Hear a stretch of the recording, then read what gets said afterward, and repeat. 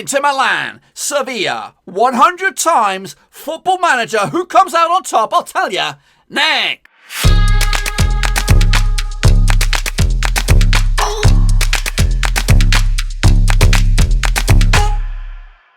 That's right, folks, back once again with another simulation video. Today we're taking a look at the Europa League final between Inter Milan and Sevilla, and we'll get to that in just 1 second. If you're new to the channel, smash your subscribe button to keep you bang up to date with all things Blackburn Rovers related, Europa League related, world football related. We're going to go here, boys, under one Ruski. Now, hopefully, behind me there should be 100 screenshots of the 2019-2020 Europa League final between Sevilla and Inter Milan, boys and girls. Yes, I simulated the game over 100 times to get enough data to showcase it to you right here, right now. We'll talk more about that in just a second. I want a big shout out while these images are going by to the Patreons who are supporting the channel behind the scenes. So much love to them. We're talking about Dylan Goddard, William Shepherd, LG and Cal, Bianca Muller, Daniel Mellor, Cody Coe, Joachim Johansson, Tom Beresford, Tom Clark, John Spurn, Russell Frost, and Aztec, Marky B. Mark. So big love to them. And if anyone's out there who wants to join that illustrious gang, there is a link in the old description, patreon.com/Roverseas. Please check it on out. It puts a smile on my face, and of course it gives me the extra mojo to kick it on forward. I need better equipment, boys and girls. I'm like the Franken YouTuber here. I'm putting shit together to try and make it all work. Anyway, yeah, behind the scenes is those images for those screenshots. But what did it all end up as, boys and girls? Well, let's take a look at it, shall we? So that's right, folks, boys and girls. I did simulate That's right, folks. So I did simulate the I did simulate the Europa League final between Inter Milan and Sevilla 100 times, and it was a bit of a painstaking process to get to that point.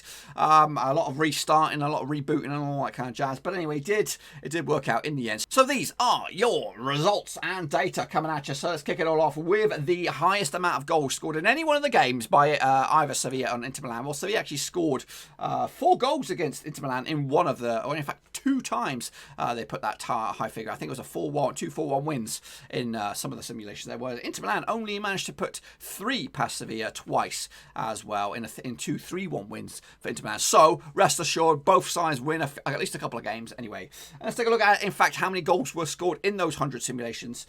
Sevilla banging in 126 goals, Inter Milan just 82, with combined goals of 208 between the two sides. Now, what I did realise is that Sevilla do have a much smaller squad to Inter Milan in the real world, and of course it was reflected in the goals. Whereas Inter Milan's goals were spread out amongst a lot of goal scorers, Sevilla's goals were spread out in amongst about a handful really. Yeah, and of course I want to also let you guys know that the simulation was, I made sure that there was no new transfers to the squad. There is a couple of little interesting fellas that did stand out in these simulations that when you look in the real world, they probably wouldn't perform as they did. And what I mean by that, you'll see in just a second. So, 126 goals scored by Sevilla. Let's take a look at the top 10 goal scorers between both Sevilla and Inter Milan over the 100 simulation. So here we go. In 10th spot, Milan Skriniar got himself 6 goals. He was actually one of a few on 6, but I'm only including him because Inter Milan need the goal scorers, really. So, yeah, I think him and maybe even De Vrij, the other Dutch centre-back, he also got himself 6 goals within this 100 simulations. Joining him is Christian Erickson, just 7 at the 100 simulations course. Didn't really feature in the real world against Shakhtar Donetsk. I think he might have been on the substitutes bench, I'm not too sure. But he got himself 7 goals within the 100 simulation. That's one every 13 or something like that. Next up, we have Lucas Ocampos. He got himself 9 goals for Sevilla. He's one of their top goal scorers in this thing, but of course, he's not number 1. Who is number 1? Place your bets now. Of course, a lot of people will go with Lukaku, which is not a bad shout, but I'm going to tell you now, spoiler alert, it's not him. Next up, we have Lautaro Martinez. Got himself 10 goals, 2 in the real world against Shakhtar Donetsk just yesterday. So 10 goals for Martinez. That's 1 in every 10, just in case you're struggling with the math, just like me. Moving forward, we have Nicolo Barella. He got himself 11, just ousted Martinez up the table there. Into the final, 5 now, and we've got Franco Vasquez for Sevilla with 11 goals. Who's got all the rest then? Where are all the other goals going? Well, there's Romelu Lukaku, and I can admit to you right here, right now, he is the top goal scorer for Inter Milan with 19 goals. Goodness gracious me. So it's 1 every 2. Not 1 every 2. Is it 1 every 2? Not 1 every 2, you clown. It's 1 every 1 every 5. There we go. Jeez. It's been a long day. It's been a long old season. Anyway, into the Power 3 we go. Munir got himself 21 goals. Again, just a little bit better than Lukaku. And here we go into the second spot now. This guy, I don't think he is actually featuring for Sevilla. He's on the books. I think for the new season, he's gone out on loan to Nice, which is very nice. It is Ronnie Lopez. I don't know if he featured too much for Sevilla this past season, but he's gone out on loan and he's not in the squad, so he won't have a deciding factor in the final. But this man might. Suso with 35 goals. He is your top goal scorer in the 100 simulations, bagging 35 goals for Sevilla. A lot of them were penalties. I'll tell you that now. But this doesn't mean squat, boys and girls. This means absolutely nothing. What does it mean? Well, it tells you that Sevilla know where the back of the net is when compared to Lukaku. But there could be a lot of 4-0 wins or a lot of 3-0 wins or something like that.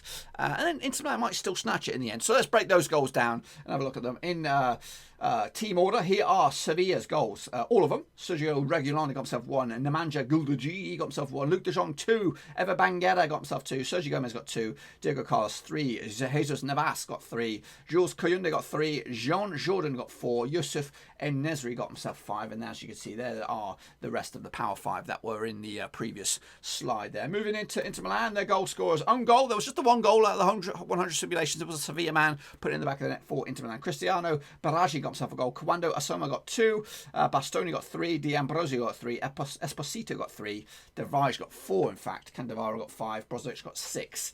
And there's Skriniar and the chasing pack, boys and girls. So those are your goal scorers. But of course, that's not the only deciding factor for these simulations. It's also red cards. There wasn't that many.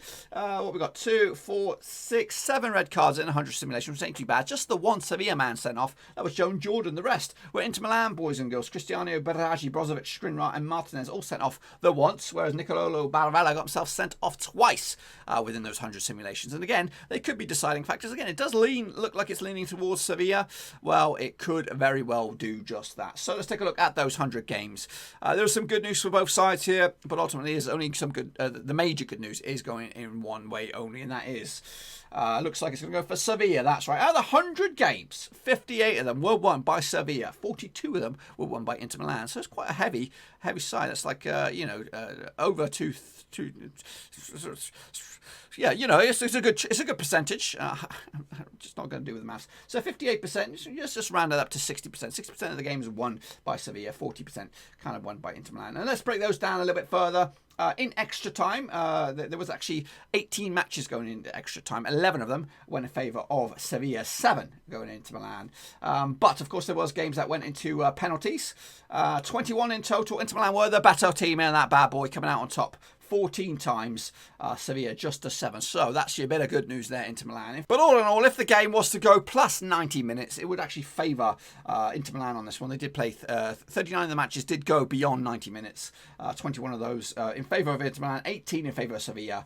And furthermore, if the game was to be wrapped up within 90 minutes, it will favour Sevilla on this one. 61 of the games were wrapped up in 90 minutes, 40 of them for Sevilla, 21 of them for Inter Milan. That, my friends, is the gist of the matter here. But if from what I've seen throughout the 100 simulations, if I was to predict a scoreline between these two bad boys, I would actually go with this bad boy. I'd go with a cheeky 1-0 win for Sevilla. Suso with the goal. He was, of course, top goal scorer, 35 goals. And I did see a lot of 1-0 wins along the way. But that, my friends, is what the computer thinks will happen on this bad boy. What I want you to do is either stick your predictions in the old comment section down here, or check out my other prediction show, which is my brain and your voices in the old YouTube channel. There is a thumbnail up here, so make sure to check that bad boy out. Go over there, watch that video, get your predictions in the old comment section down below. But that, my friends, is what Football Manager 2020 thinks will happen in the Europa League final, which